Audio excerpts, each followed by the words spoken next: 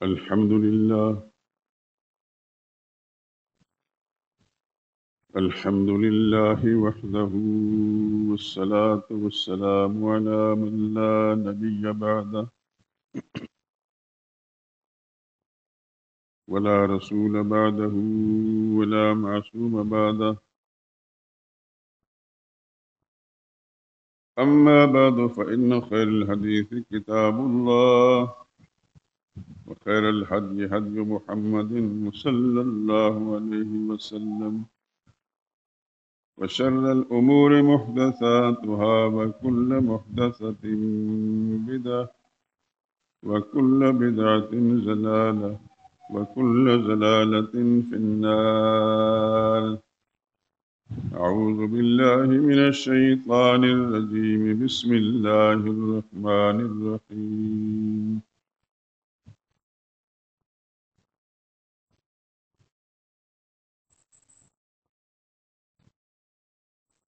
ولكل أمة جعلنا منسكا ليذكروا اسم الله على ما رزقهم من بهيمة الأنعام، فإلهكم إله واحد فله أسلموا وبشر المخبتين.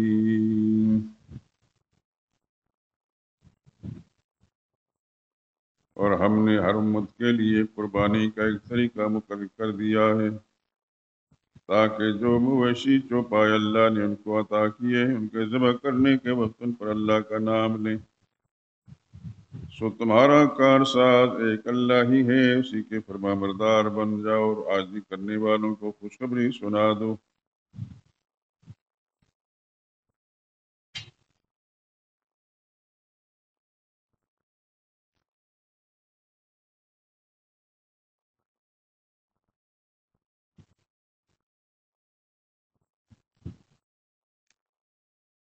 وقال اللہ تعالی فی مقام آخر: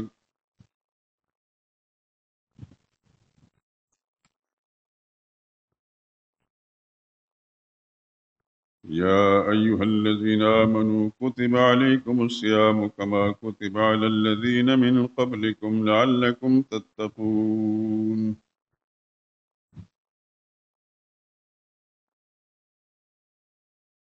ایمان والو، تم پر روزے فرض کیے گئے جس طرح تم سے پہلے لوگوں پر فرض کیے گئے تھے، تاکہ تم متقی بن جاؤ۔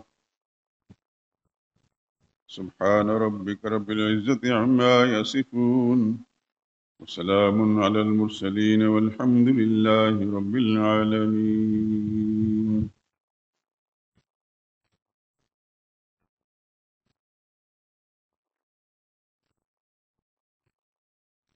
درود پاک پڑھ لیں۔ اللهم صل على محمد وعلى آل محمد كما صليت على إبراهيم وعلى آل إبراهيم إنك حميد مجيد۔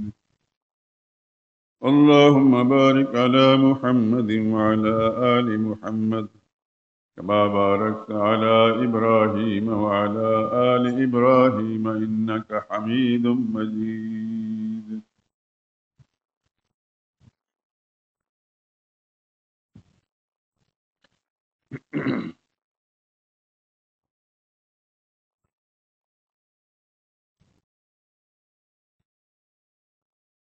جب انسان بادئے توحید سے مخمور ہوتا ہے، جب انسان بادئے توحید سے مخمور ہوتا ہے، اسے دار و رسن سے کھیلنا منظور ہوتا ہے۔ وہاں بے شک خدا کی رحمتیں پہ ہم برستی ہیں، وہاں بے شک خدا کی رحمتیں پہ ہم برستی ہیں، خدا و مصطفیٰ کا جس جگہ مذکور ہوتا ہے۔ وہ دنیا کے شہنشاہوں کو خاطر میں نہیں لاتا، محمد کی غلامی سے جو دل معمور ہوتا ہے۔ کہیں اس کو سکون دل کی دولت مل نہیں سکتی، کہیں اس کو سکون دل کی دولت مل نہیں سکتی، جو بدقسمت خدا کے آستاں سے دور ہوتا ہے۔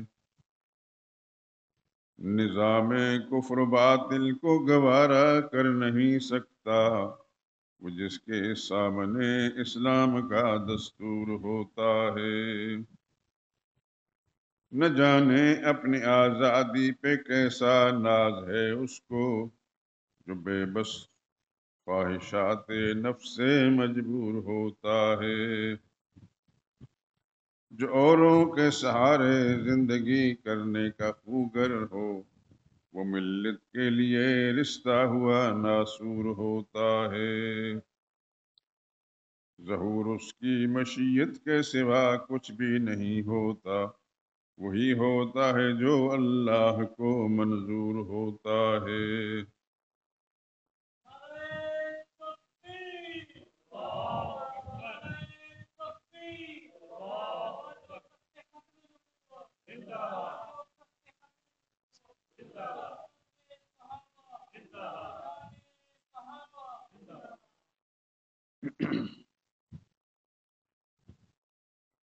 حضرات محترم، میں نے قرآن حکیم کے مختلف مقامات سے دو آیتیں پڑھی ہیں۔ ایک تو ہے سورہ حج کی آیت نمبر 34،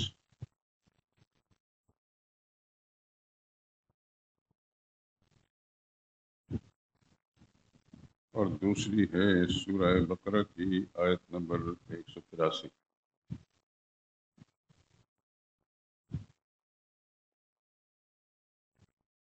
بظاہر ان میں آپس میں کوئی مطابقت نہیں نظر آتی،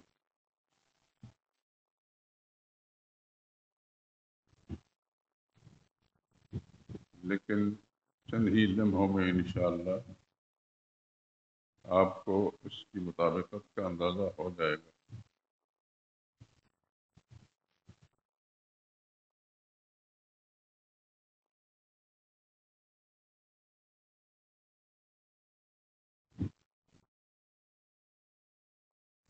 آپ کے علم میں ہے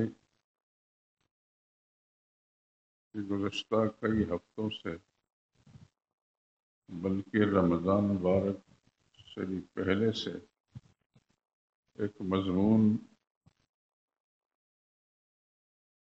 بیان ہوتا چلا آ رہا ہے اور ابھی تک وہ مضمون ختم نہیں ہوا،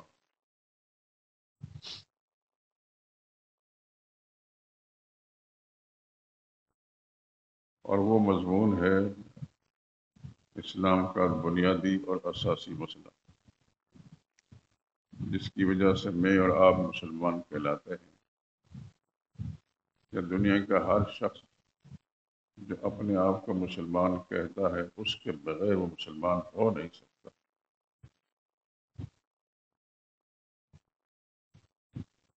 وہ مضمون ہے دین کا بنیادی مسئلہ، وہ مضمون ہے جس کے لیے اللہ کریم نے آسمان اور زمین کو بنایا، وہ مضمون ہے جس کے لیے خالق کائنات نے 1,00,000 کئی ہزار انبیاء کرام علیہم الصلاۃ والسلام اس دنیا میں بھیجے، اور انہوں نے اپنے اپنے وقت کے اندر اس مضمون کو بیان کیا۔ اسی مضمون کی خاطر انبیاء نے قربانیاں دیں، شہید ہوئے، وطن سے بے وطن ہوئے۔ کیا کچھ نہیں ہوا ان کے ساتھ؟ خود ہمارے آقا حضرت محمد مصطفیٰ صلی اللہ علیہ وسلم کے ساتھ جو کچھ ہوا، وہ کئی بار آپ حضرات کے کانوں سے بات گزر چکی ہے کہ رسول اللہ صلی اللہ علیہ وسلم کو کیا کیا اذیتیں برداشت کرنی پڑی۔ کیوں برداشت کرنی پڑی؟ حضور صلی اللہ علیہ وسلم سے کوئی اقتدار مانگتے تھے، مجھے سیٹ دے دو، دولت مانگتے تھے؟ ایسی تو کوئی بات بھی نہیں تھی، نہ عہدہ تھا، نہ دولت، نہ شہرت، بلکہ کئی دفعہ میں اس بات کو آپ کے سامنے دہرا چکا ہوں، اس مسئلے کے بیان کرنے سے پہلے حضور صلی اللہ علیہ وسلم نے سارے اہل مکہ کو اکٹھا کر کے فرمایا حل وجدتمونی صادقا اور کاذبا، میں آپ سے ایک بات پوچھتا ہوں، میں اسی شہر میں پیدا ہوا ہوں، یہیں پیدا ہو کر میں جوان ہو گیا ہوں، 40 سال میری عمر گزر چکی ہے، آپ میں سے کوئی شخص بھی انگلی اٹھا کر انگلی لگا کہہ دے کہ میں نے جھوٹ بولا ہے، کبھی کسی کے ساتھ دھوکہ کیا، فراڈ کیا، مجھے سچا پایا یا جھوٹا؟ سب نے کہا قالوا جربنا لک مرارا، کہنے لگے اے محمد، ان کو اس وقت پتہ نہیں تھا کہ یہ محمد کون ہے، محمد رسول اللہ ہے یا محمد بن عبداللہ ہے۔ کہنے لگے اے محمد جربنا لک مرارا، ہم نے آپ کے بارے میں کئی تجربے کیے، سرسری نظر سے نہیں دیکھا، تجربے کر کر کے دیکھا ہے، وما وجدنا فیک الا صدقا، ہم نے آپ کو سوائے سچائی کے، راست بازی کو اور کچھ بھی نہیں پایا۔ انہیں اندازہ نہیں تھا کہ رسول اللہ صلی اللہ علیہ وسلم یہ سوال کیوں پوچھ رہے ہیں۔ پھر دوسرا سوال انہوں نے کہا، نبی کریم صلی اللہ علیہ وسلم فرمائیے سامنے جو پہاڑ ہے اس کے پیچھے آپ کو کچھ دکھائی نہیں دیتا، میں اگر یہ کہوں کہ اس کے پیچھے تمہارا دشمن چھپا ہے اور تم پر حملہ آور ہونا چاہتا ہے، مان لو گے؟ کہنے لیں گے ہم مان لیں گے، اس لیے مانیں گے کہ اس سے پہلے جس شخص نے جھوٹ نہیں بولا آج بھی جھوٹ نہیں بولے گا، بلکہ بعض کتابوں کے اندر یہ بات بھی لکھی ہے کہ ہم اپنے بیٹے کے سر پر ہاتھ رکھ کر یہ نہیں کہہ سکتے کہ یہ ہمارا ہی بیٹا، ہو سکتا ہے کہ ہماری بیگم نے بیوی نے خیانت کی ہو، لیکن آپ کے بارے میں ہم یہی کچھ جو ہماری رائے ہے اسی پر قائم ہیں، جمے ہوئے ہیں کہ آپ سے زیادہ سچا انسان کوئی۔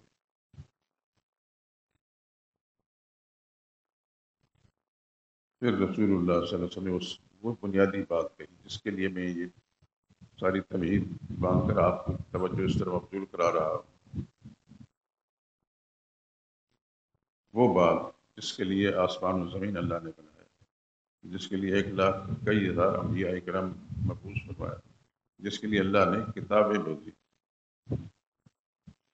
اور وہ بات یہ قولوا لا الہ الا اللہ، حضور صلی اللہ علیہ وسلم نے 2 باتیں پوچھنے کے بعد جب ان سے تصدیق لے لی تو فرمایا اب یہ بات کہو کہ اللہ کے سوا کوئی اور الہ نہیں، کا ساتھ بگڑی بنانے والا نہیں، اولاد دینے والا نہیں، شفا دینے والا نہیں۔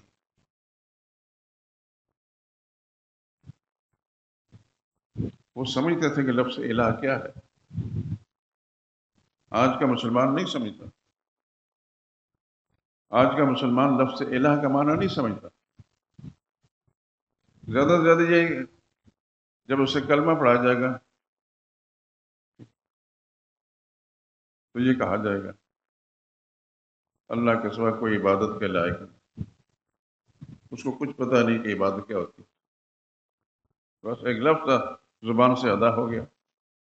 کوئی شخص بھی دار اسلام میں آنا چاہتا ہے تو اس کو کلمہ پڑھانے والے کہتے ہیں لا الہ الا اللہ محمد رسول اللہ، اللہ کے سوا کوئی عبادت کے لائق نہیں، اس کو کچھ پتہ نہیں عبادت کیا ہے، وہ مطمئن ہو جاتا ہے میں مسلمان ہو گیا، کلمہ پڑھانے والا مطمئن ہے تو میں نے اس کو اسلام سکھا دیا، لیکن یہ بات نہیں،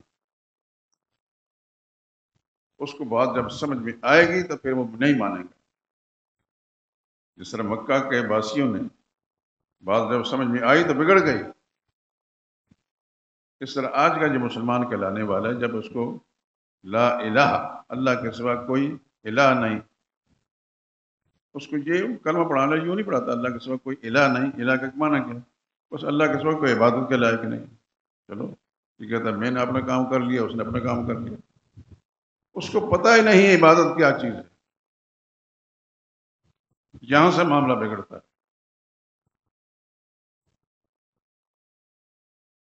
تو رمضان مبارک کے آغاز سے بلکہ اس سے پہلے سے ایک مسئلہ جس کے طرف بار بار میں آپ حضرات کا مجھے مضمون کرا چکا ہوں کہ دین کا اساس کے بنیادی دین کا بنیادی مسئلہ بیان ہوتا چلا آ رہا ہے۔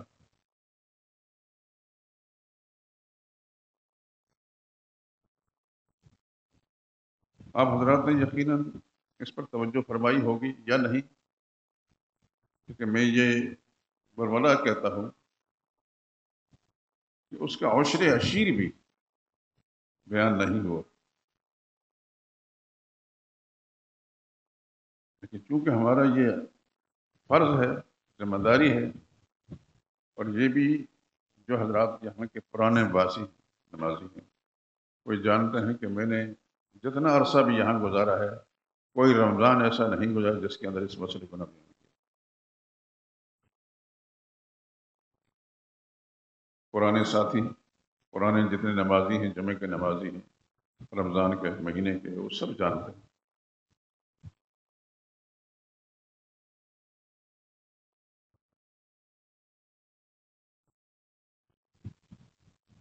اللہ کے سوا کوئی عبادت کے لائق نہیں، یہی کچھ ہوتا ہے، لیکن عبادت کیا ہے اس کو نہیں سمجھتے، اس کو نہیں سمجھتے۔ ہمارے مسلمان، میں تو پاکستان کی بات کر رہا ہوں جہاں میں خود رہ رہا ہوں، جو ذاتی تجربے کی بنا پر بات کر رہا ہوں، ہمارے مسلمانوں کی اکثریت کو عبادت کی حقیقت معلوم ہے۔ لفظ الہ، لا الہ، قرآن حکیم کے اندر سینکڑوں بار آیا، اللہ کے سوا کوئی الہ نہیں، جس کا ترجمہ کرتا ہے کلمہ پڑھانا، اللہ کے سوا کوئی عبادت کے لائق نہیں۔ اس سے پوچھے عبادت کیا ہوتی ہے، شاید وہ نہ بتا سکے۔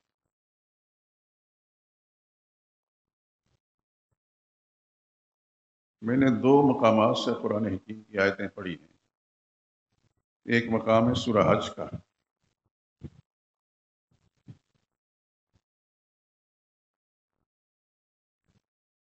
اور دوسرا ہے سورہ بقرہ کا۔ سورہ بقرہ میں ہے ایمان والو تم پر روزے فرض کیے گئے ہیں جیسا تم سے پہلوں پر فرض کیے گئے، اور حج کی آیت ہے ہر امت کے لیے ہم نے قربانی کا ایک طریقہ مقرر کیا گیا۔ اس میں آپس میں کیا جوڑ ہے، یہی میں سمجھانا چاہتا ہوں۔ یہ دونوں آپس میں ایک جیسے ہیں، فرق صرف یہ ہے وہ بھی عبادت ہے، یہ بھی عبادت ہے۔ اب توجہ کے ساتھ بات کو سنیں، روزہ بھی عبادت ہے اور قربانی بھی عبادت ہے۔ روزہ عبادت ہے، وہ بدنی عبادت، اس میں بدن استعمال ہوتا ہے، انسان بھوک پیاس برداشت کرتا ہے، کون چیز اس سے متاثر ہوتی ہے، اس کا بدن ہی۔ اور قربانی عبادت ہے، اللہ تعالیٰ کا دیا ہوا مال جو ہے اس کو خرچ کر کے جانور خرید کے اس کو ذبح کرتا ہے۔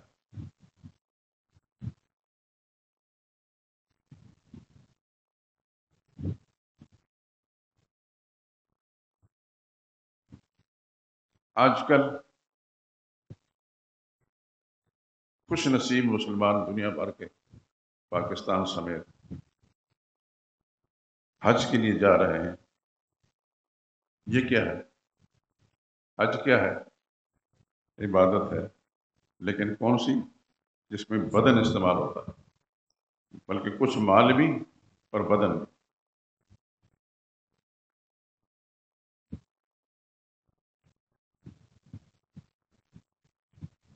بات یہ کہہ رہے تھے کہ عبادت کے لائق کون ہے؟ اللہ، چاہے وہ مالی عبادت ہو اس کے لائق بھی کس کے لیے خرچ کرنا ہے مال؟ اللہ ہی کے لیے۔ بدنی عبادت ہو تو وہ اس کے لائق بھی کون ہے؟ اللہ۔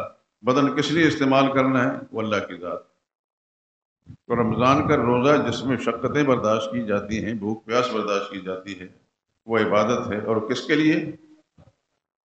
اب تو بات سمجھ میں آ گئی نا آپ کو، اللہ ہی کے لیے یہ سب کچھ کرتا ہے۔ اب قربانی کریں گے آپ چند روز کے بعد، مکہ معظمہ میں جانے والے خوش نصیب وہاں جا کر مینا کی طرف جائیں گے، پھر قربانی کریں گے۔ قربانی کیا ہوگی؟ کوئی جانور ذبح کریں گے، کس کے لیے؟ گوشت کھانے کے لیے نہیں، وہ مال جو اللہ نے دیا ہے جس کو لے کر وہ یہاں سے سفر کر کے مکہ معظمہ پہنچے، پھر مینا عرفات پہنچے، یہ مال اللہ کا دیا ہوتا، اللہ کی رضا کے لیے خرچ کرتے ہیں، وہ جانور بھی خرید کر اللہ ہی کے نام پر ذبح کرتے ہیں۔ تو یہ کیا ہے؟ ایک عبادت ہے، حج عبادت ہے، قربانی عبادت ہے، زکوٰۃ عبادت ہے۔ ابھی تھوڑا عرصہ پہلے مسلمانوں نے رمضان کے مہینے میں زکوٰۃ ادا کی، اب بھی ہو سکتا ہے کر رہے ہوں، سارا سال کرتے رہتے ہیں۔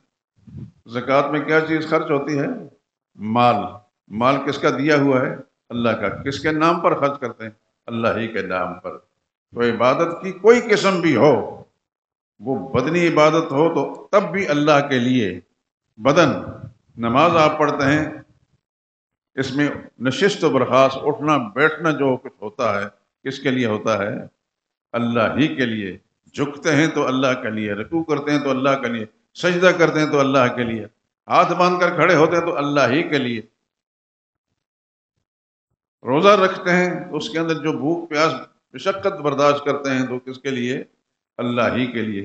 اللہ کا دیا وہ مال زکوٰۃ کی شکل میں خرچ کرتے ہیں، وہ کس کے لیے خرچ کرتے ہیں؟ اللہ کے لیے۔ صدقہ، عام صدقات، زکوٰۃ بھی ایک صدقہ ہے، لیکن وہ صدقات واجبہ میں سے اللہ نے واجب کیے کہ مالدار مسلمان، صاحب نصاب مسلمان، اس نے صدقہ دینا ہے ایک خاص نصاب کے تحت۔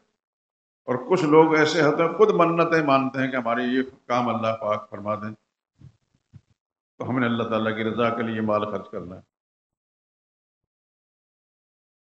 تو صدقہ، نفلی صدقہ ہو تو یہ بھی عبادت ہے، واجبی صدقہ جیسا زکوٰۃ ہے یہ بھی عبادت ہے، کس کے لیے ہے؟ اللہ ہی کے لیے۔ بھوک پیاس روزے کی شکل میں یہ عبادت ہے، کس کے لیے؟ اللہ ہی کے لیے۔ احرام باندھ کر مکہ معظمہ جانا اور وہاں طواف کرنا، یہ کیا ہے؟ عبادت ہے، کس کے لیے؟ اللہ ہی کے لیے۔ وہاں بیت اللہ کے ارد چکر لگا رہے ہوتے ہیں، کس کے لیے؟ اللہ ہی کے لیے۔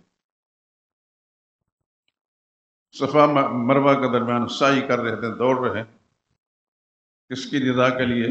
اللہ کے لیے۔ پھر ایک مخصوص وقت میں احرام باندھ کر آپ مینا جاتے ہیں، مینا میں رات گزارنے کے بعد اگلے دن پھر کہاں جاتے ہیں؟ اگلے دن عرفات جاتے ہیں۔ عرفات میں بھی جتنا ٹائم بھی آپ گزارتے ہیں وہ وقت بھی اللہ کی رضا کے لیے۔ شام ہونے کے ساتھ عرفات کو بھی چھوڑتے ہیں، پھر مزدلفہ آتے ہیں، رات سارا مزدلفہ میں گزارتے ہیں۔ یہ ساری حرکات کیا ہیں؟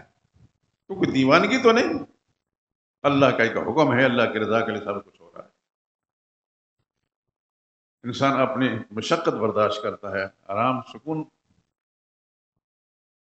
اللہ اکبر قربان کرتا ہے صرف اللہ کی رضا کے لیے۔ اور مزدلفہ سے بھی صبح سویرے پھر واپس مینا پہنچتا ہے، مینا میں پہنچ کر قربانی کرتا ہے، قربانی کرنے کے بعد پھر مکہ معظمہ جاتا ہے، وہاں جا کر طواف کرتا ہے، طواف کر کے پھر واپس آتا ہے۔ یہ ساری حرکات آپ غور تو کریں، یہ کیا ہے؟ کوئی جنون اور دیوانگی تو نہیں، بظاہر تو دیوانگی ہے لیکن یہ اللہ کا حکم ہے، اللہ کے بھیجے ہوئے پیغمبر نے ایسا کیا ہے اور امت کو ایسا دکھایا اور امت ایسا کیا ہے، اور قیامت تک کے لیے امت ایسا کرتی رہے گی۔ میں کہنا یہ چاہتا تھا، ابھی چند دن پہلے آپ نے رمضان کے روزے رکھے ہیں، روزے جس میں بدن استعمال ہوا ہے، بدن نے مشقت برداشت کی ہے، یہ کیا ہے؟ عبادت ہے اللہ کے لیے۔ ان قریب تھوڑے دنوں کے بعد آپ نے قربانی کرنی، وہاں آپ کا مال استعمال ہوگا، وہ بھی عبادت ہے۔ کس کے لیے؟ اللہ کے لیے۔ آج کل آپ کے بھائی مسلمان، ہو سکتا ہے آپ حضرات نے بھی ارادہ کیا ہو بیت اللہ جانے کا، حج کا ارادہ کر کے، جس کے اندر مال بھی خرچ ہوتا ہے اور انسان کی جان بھی خرچ ہوتی ہے۔ یہ کیا ہے؟ عبادت ہے، صرف اللہ کے لیے۔ عبادت کا حقدار کون ہے؟ اللہ ہی ہے۔ جب آپ کسی کو مسلمان بناتے ہیں، یعنی کلمہ پڑھاتے ہیں، تو اللہ کے سوا، یوں کہتے ہیں اللہ کے سوا کوئی عبادت کے لائق نہیں۔ اس کو تھوڑی سی وضاحت کر لی جائے، عبادت کی قسمیں کیا ہیں؟ عبادت مالی بھی ہوتی ہے، زبانی بھی ہو جاتی ہے۔ اب حمد و ثنا، تسبیح تحمید پڑھتے ہیں، کس کے لیے؟ اللہ ہی کی۔ اس کے لائق تو اللہ ہی کی ذات ہے۔ تو زبانی عبادت کے لائق بھی اللہ ہے، بدنی عبادت کے لائق بھی اللہ ہے، مالی عبادت کے لائق بھی اللہ ہی ہے۔ تو یہ میں سمجھانا چاہتا تھا، اس سے پہلے رمضان کے مہینے سے لے کر اب تک خطبات جمعہ کے اندر جو مسئلہ سمجھایا گیا، یہ دین کا بنیادی مسئلہ ہے۔ اس کے سوا میری اور آپ کی نماز کی کوئی حقیقت نہیں، اس کے سوا میری اور آپ کی قربانی کی کوئی حقیقت نہیں، صدقہ و خیرات کی کوئی حقیقت نہیں، دعا و استغفار کی کوئی حقیقت نہیں، جب تک ہماری سوچ ایسی نہ ہو۔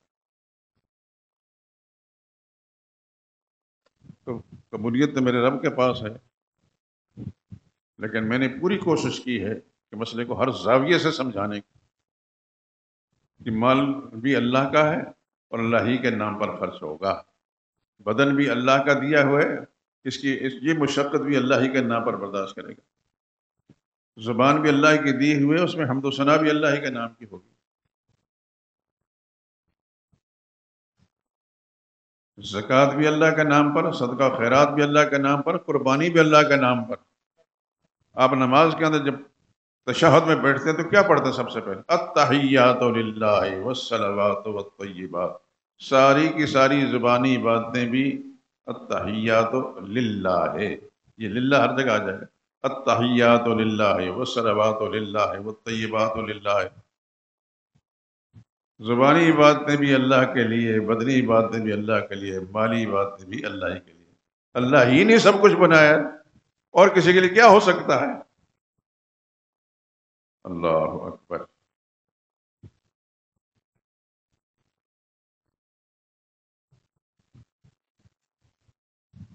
ابھی چند لمحے پہلے گھر میں بیٹھا ہوا تھا تو اچانک ایک آیت میرے ذہن میں گردش کرنے لگی، تو میں نے محمد سے پوچھا، کیونکہ یہ حافظ ہے الحمدللہ العظیم، اور اچھا حافظ ہے، اس مسجد کے اندر 11 مرتبہ قرآن کریم سنا چکا ہے، اس لیے دعا کریں اللہ قبول فرمائیں اور اس کو دین کا سچا خادم بن کر کام کرنے کی توفیق عطا فرمائیں۔ اس نے مجھے بتایا کہ سورہ بنی اسرائیل کی آیت ہے، میں آپ کو سنانا چاہتا ہوں۔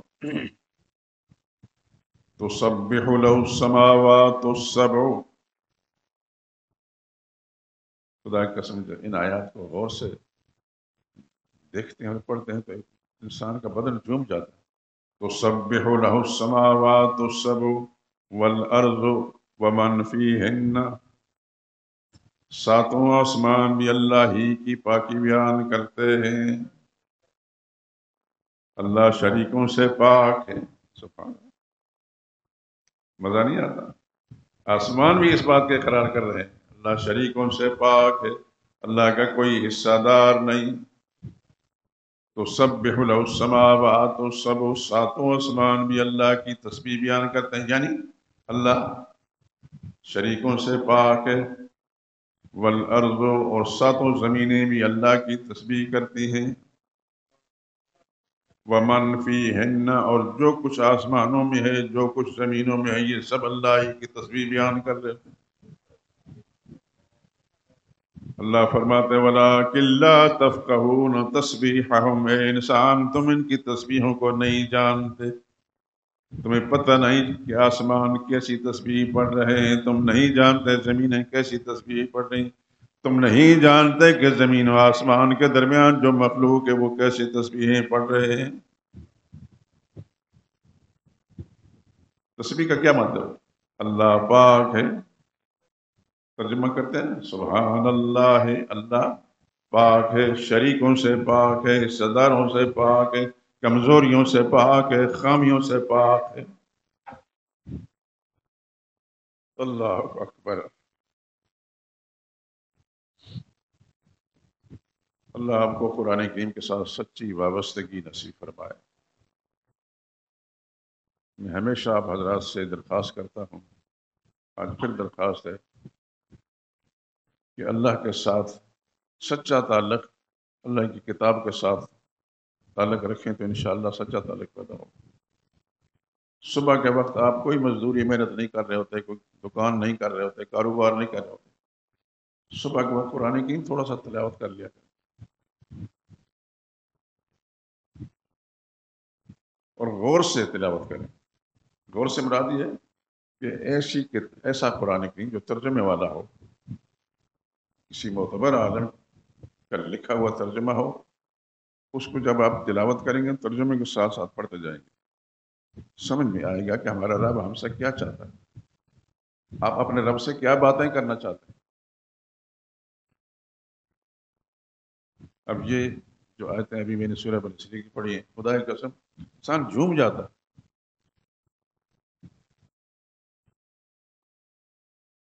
ساتوں آسمان اللہ کی تسبیحیں بیان کر رہے ہیں، ہمیں پتہ چلتا ہے آسمان کیسی تسبیح کر رہے ہیں؟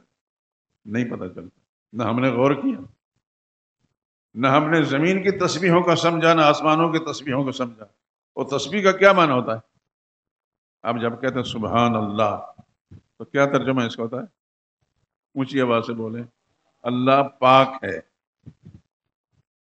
اللہ پاک ہے کس سے؟ کمزوریوں سے پاک ہے، خامیوں سے پاک ہے، عیبوں سے پاک ہے، شریکوں سے پاک ہے۔ اللہ کا کوئی شریک نہیں، اللہ کا کوئی شریک نہیں۔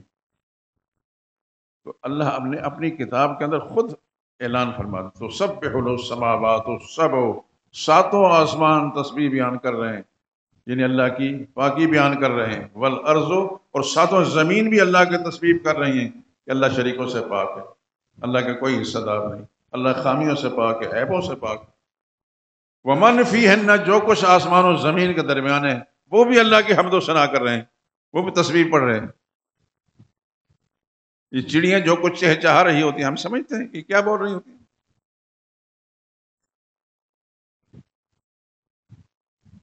اللہ اکبر، اللہ اکبر، سبحان اللہ، اللہ تیری شان پہ قربان۔ جس کو اللہ نے جو زبان دی ہے اس کو قرآن کہتا ہے وَلَٰكِن لَّا تَفْقَهُونَ تَسْبِيحَهُمْ، اے انسان یہ سب تسبیحیں پڑھ رہے ہیں، تم ان کی تسبیحوں کو نہیں سمجھتے۔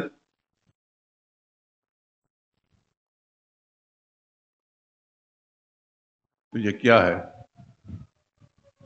یہ وہی ہے، وہی مسئلہ ہے جس کے لیے اللہ نے 1,02,000 انبیاء کرام، 1,24,000 انبیاء کرام علیہ السلام اس دنیا میں مبعوث فرمائے۔ پھر آپ یہ بھی جانتے ہیں کہ انبیاء کرام کو شہید بھی کیا گیا۔ کیا کیا نہیں ہوا نبیوں کے ساتھ؟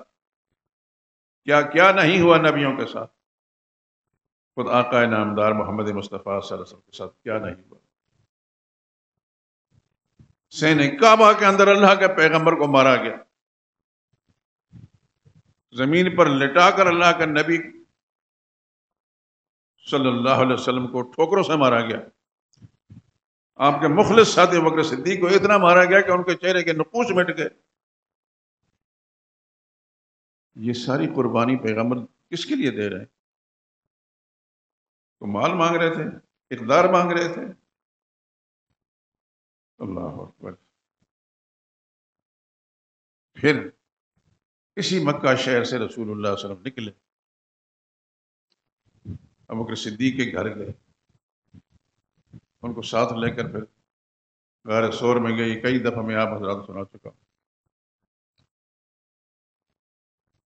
اللہ تعالیٰ آپ کو حج نصیب فرمائے، اپنی بارگاہ کی حاضری نصیب فرمائے۔ ہمت کر کے کوشش کر کے غار ثور میں جائیں۔ میں غار حرا میں تو گیا ہوں الحمدللہ رضی، غار ثور میں نہیں جا سکا، اپنی کمزوریاں اپنی خامیاں کے سبب سے بس اس کے دامن میں جا کر بیٹھ کر دیکھتا رہا۔ جتنی دفعہ میں گیا اس کے دامن میں جا کر بس پہاڑ کی طرف دیکھتا رہا ہوں اور یہ سوچتا رہوں کہ یہاں سے میرے آقا حضرت محمد مصطفیٰ صلی اللہ علیہ وسلم تشریف لے گئے ہوں گے۔ آپ جب بھی جائیں اللہ تعالیٰ آپ کو حاضری نصیب فرمائے اور قبول فرمائے، تو کوشش کر کے جتنے نوجوان ہیں خاص طور پر وہاں جائیں تو پورا نقشہ آپ کے ذہن میں آ جائے گا کہ محمد مصطفیٰ صلی اللہ علیہ وسلم نے یہاں کیوں آ کر اس غار کے اندر 3 دن کیوں گزارے، وہ پورا نقشہ ذہن میں آ جائے گا۔ یہ تکلیفیں کیوں اٹھائیں رسول اللہ صلی اللہ علیہ وسلم نے۔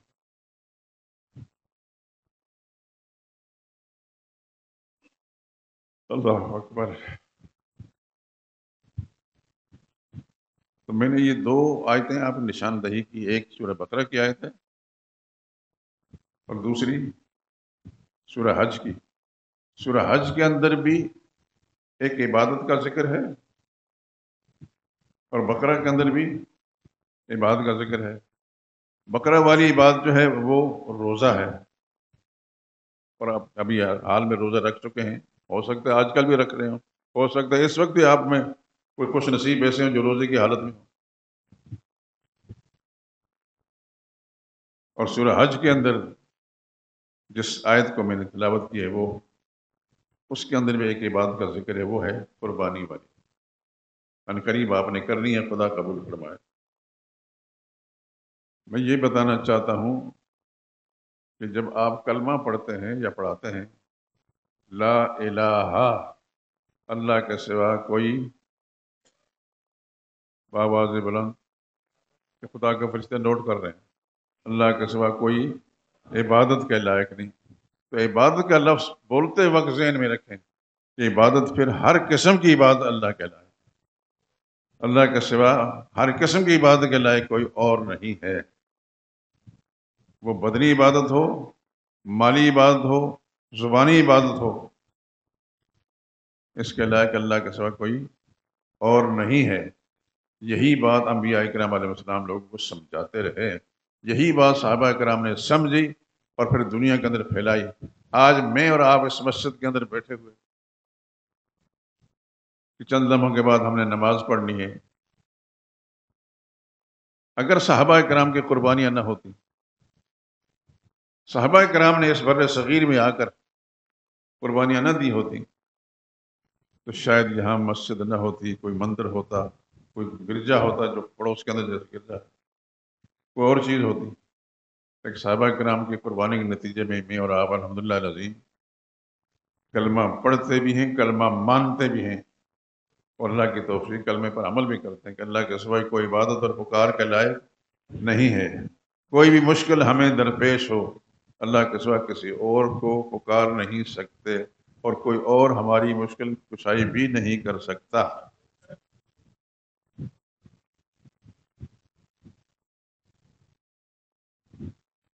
تو عقیدہ توحید یہ اسلام کی بنیاد ہے۔ ہم اپنے آپ کو مسلمان کہتے ہیں، مسلمان تب ہوتا ہے عقیدہ توحید ٹھیک ہو۔ عقیدہ توحید ٹھیک نہیں تو مسلمان، وہ نام کا مسلمان تو ہو سکتا ہے، حقیقی مسلمان نہیں۔ حقیقی مسلمان ہونے کے لیے لازمی ہے کہ اس کا عقیدہ ٹھیک ہو۔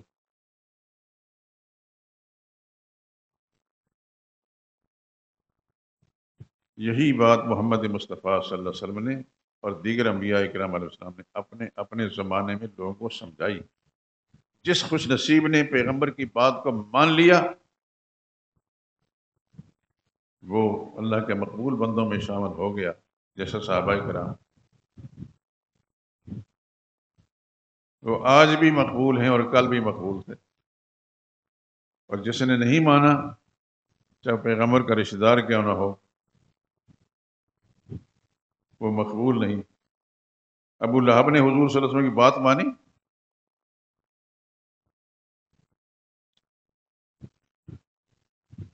کیوں؟ آپ حضرات جتنے بھی مسجد کے اندر بیٹھے ہیں، میں پوچھ رہا ہوں کہ ابو لہب یہ کون تھے؟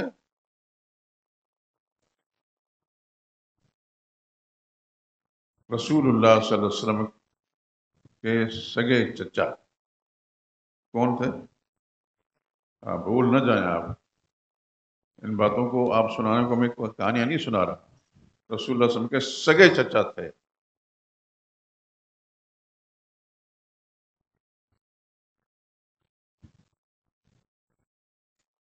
ابو لہب، اس کی مذمت میں، اس کی قباحت و شناعت کے اندر اللہ نے قرآن کریم میں ایک صورت بھی نازل فرمائی اور موجود ہے، قیامت تک موجود رہے گی۔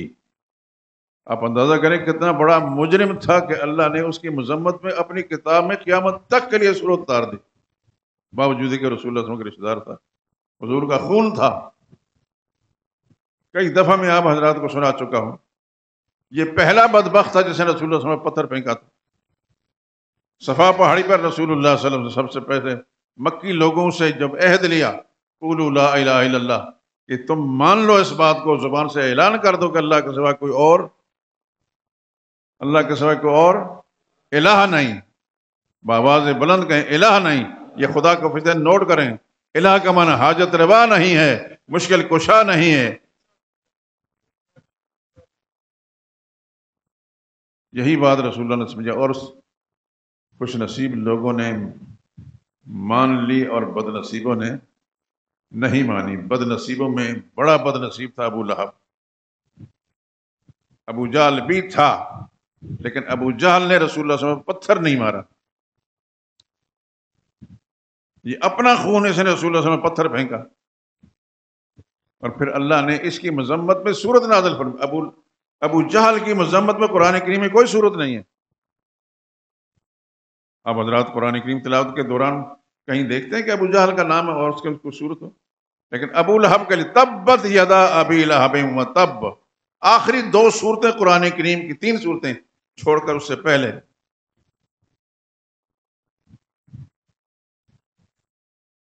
وہ صورت اللہ نے ابو لہب کی مذمت میں، اس کی برائی میں نازل فرمائی۔ سمجھو ایک اس کے لیے لعنت ہے، ایک بددعا ہے۔ ٹوٹ گئے دونوں ہاتھ ابو لہب کے، خود بھی تباہ برباد ہو گیا۔ جن ہاتھوں سے رسول اللہ صلی اللہ علیہ وسلم پر پتھر پھینکا تھا، ان ہاتھوں کی مذمت اللہ نے فرمائی، تبت، ٹوٹ گئے، ہلاک ہو گئے ابو لہب کے ہاتھ بھی، خود بھی ہلاک ہو گئے۔ باوجود ہے کہ آپ حضرات سمجھتے ہیں کہ حضور صلی اللہ علیہ وسلم کا خون تھا، اور رسول اللہ صلی اللہ علیہ وسلم نے اپنی دو صاحبزادیاں ان کے دو بیٹوں کے نکاح میں دی تھیں اس کام سے پہلے۔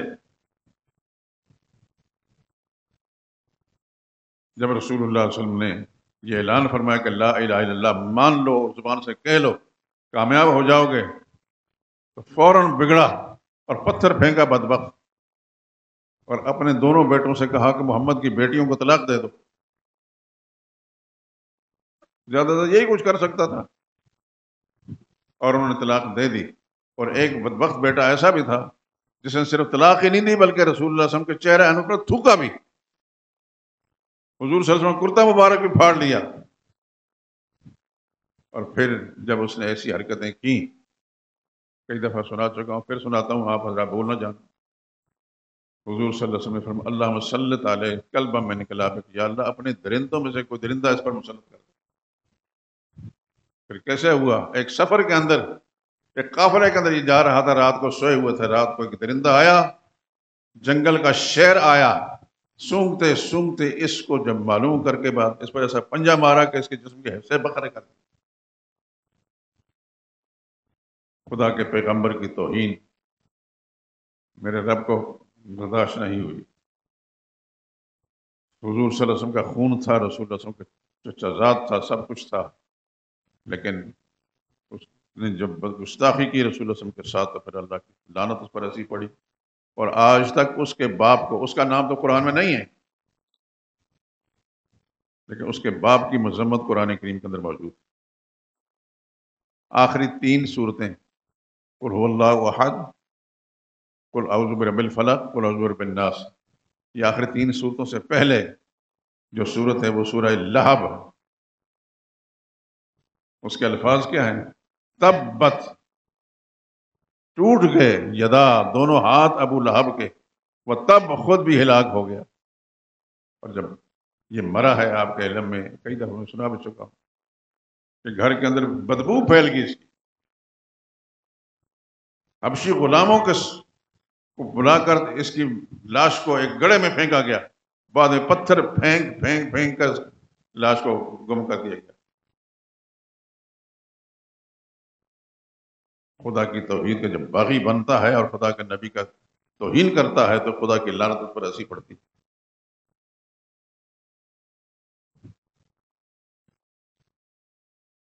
یاد رکھیں میرے دوستو، اللہ آپ کو سلامت رکھے، اور ہماری اس محفل کو، اس مجلس کو، جو کچھ میں کوشش کر رہا ہوں اللہ تعالیٰ اسے قبول فرما لیں، اور آپ حضرات کو اس پر عمل کرنے کی توفیق دے، اور آپ کو اس کام کو، اس مشن کو آگے پھیلانے کی توفیق عطا فرمائے۔ یہ میرا کوئی کمال نہیں، میری ذمہ داری ہے، اور آپ حضرات کی ذمہ داری ہے کہ مسلمان ہونے کے ناطے سے آپ حضرات مسئلہ سمجھ گئے ہیں تو پھر اس مسئلے پر عمل کریں، اپنے گھروں کے اندر بھی اس عقیدے کو پختہ کرائیں، خواتین سے، بچوں سے۔ اگر والدین کے عقیدے کمزور ہیں ان کو بھی سمجھائیں، عزیز اقارب ہیں، ملنے والے ہیں، آپ اپنا فرض ادا کر لیں، وہ مانیں یا نہ مانیں، آپ اپنا فرض ادا کر لیں، انشاءاللہ اس کے بڑے خوبصورت نتائج آپ کے لیے آئیں گے۔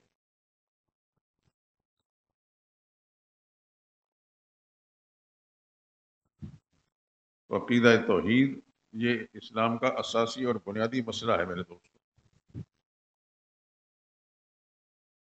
اس کے لیے اللہ نے زمین بنائی، اس کے لیے آسمان بنایا، سارا جہان بنایا، آسمان و زمین کا ایک ایک حصہ جو زبان اللہ پاک نے اس کو دی ہے، اس زبان سے اللہ کی توحید کا اقرار کر رہا ہے۔ ابھی میں نے آیت پڑھی، تسبح لہ السماوات السبع، ساتوں آسمان اللہ کی توحید بیان کر رہے ہیں، تسبیح بیان کریں، کیا مطلب ہے؟ اللہ کی توحید بیان کر رہے ہیں، والارض، اور ساتوں زمینیں بھی، ومن فیہن، جو کچھ آسمان اور زمین کے درمیان ہے وہ بھی اللہ کی تسبیح بیان کر رہے ہیں، یعنی اللہ کی توحید بیان کر رہے ہیں۔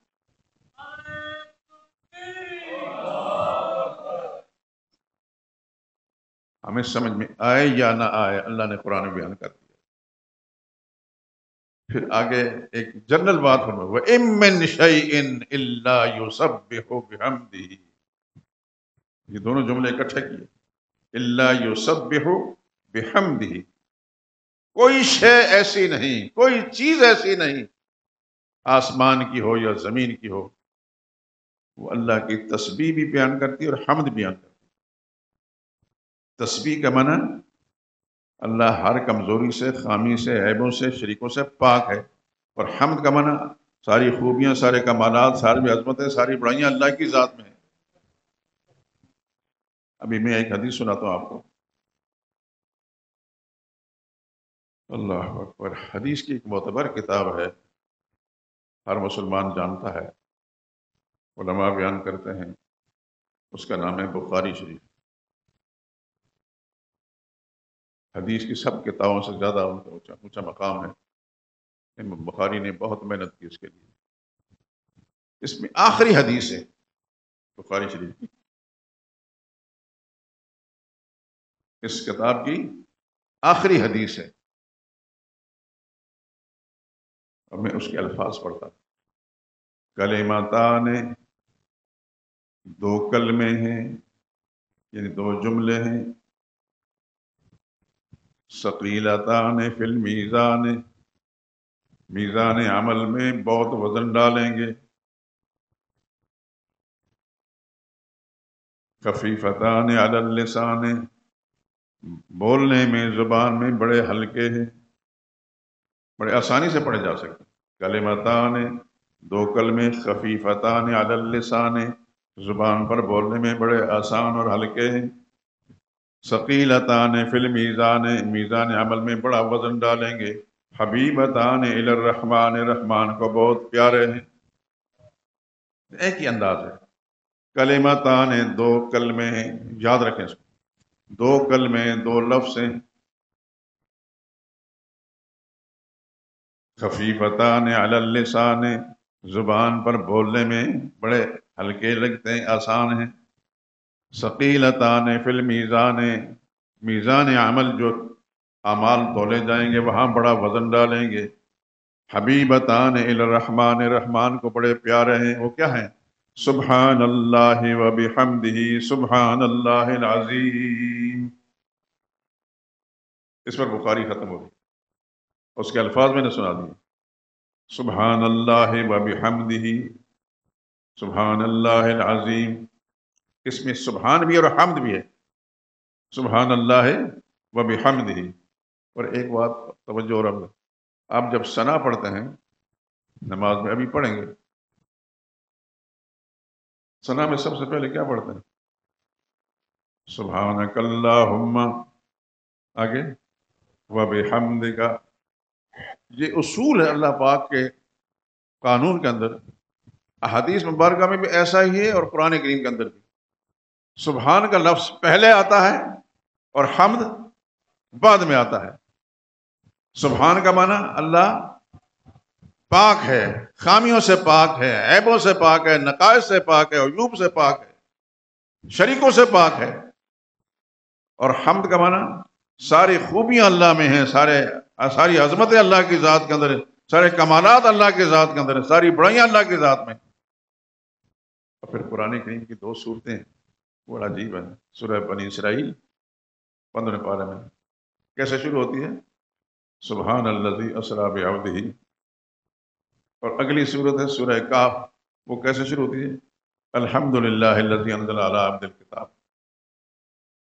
وقت تھوڑا ہے، میں آپ کو دعا کریں کہ درس ہمارا شروع ہو جائے، درس انشاءاللہ قریب شروع کرنے کا پروگرام ہے، تو یہ ساری چیزیں بیان ہوں گی درس کے اندر، یہ ساری چیزیں اللہ کی توفیق سے بیان ہوتی ہیں۔ تو لفظ سبحان تنزیہ کے لیے کہ اللہ کی ذات میں کوئی خامی نہیں، کوئی نقص نہیں، کوئی عیب نہیں، کوئی قصور نہیں، کوئی فطور نہیں۔ اور حمد کا لفظ ساری عظمتیں، ساری بڑائیاں، سارے کمالات، ساری خوبیاں کس میں ہیں؟ اللہ ہی کی ذات کے اندر، عیب کوئی نہیں، کمالات سارے اللہ کی ذات میں ہیں۔ اس لیے آپ جب نماز آپ شروع کرتے ہیں نا، سبحانک اللہم و بحمدک، اللہ تو پاک ہے، ساری خوبیاں کمالات تیری ذات کے اندر، وتبارک اسمک، تیرے نام میں بڑی برکتیں ہیں، وتعالی جدک، تیری شان بڑی بلند ہے، ولا الہ غیرک، تیرے سوا کوئی اور الہ نہیں۔ نماز کے ایک ایک جز پر غور کریں تو اللہ کے توحید سے لبریز ہے۔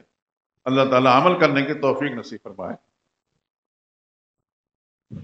زندگی نے وفاقی تو انشاءاللہ پھر آپ کے ساتھ باتیں ہوں گی۔ میں اب آخر میں بتا رہا ہوں، آج میری طبیعت بہت زیادہ خراب، صبح سے میرے جسم میں اتنا درد ہے، لیکن اللہ کی توحید کی برکات ایسی ہیں کہ میں نے بیان کرتے وقت اس درد کا احساس نہیں کیا، خدا کی قسم درد کا احساس نہیں کیا، لیکن میری طبیعت بہت زیادہ خراب، میرے سر میں درد ہے، میری گردن میں درد ہے، میرے کندھوں میں درد ہے، باغوں میں درد ہے، حتیٰ کہ پاؤں کے ایک ایک حصے میں درد ہے۔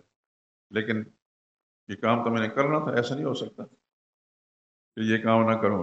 اور جب میں نے مضمون شروع کیا تو مجھے سب کچھ وہ درد بھول گیا۔ اللہ سے توفیق مانگتے ہیں، خدا بند قدوس قبول فرما لے، اور آپ حضرات سے درخواست ہے کہ آپ میرے لیے دعا کریں کہ اللہ تعالیٰ اس کام کو کرنے کی صحیح معنی میں توفیق عطا فرمائے۔ واخر دعوانا الحمدللہ۔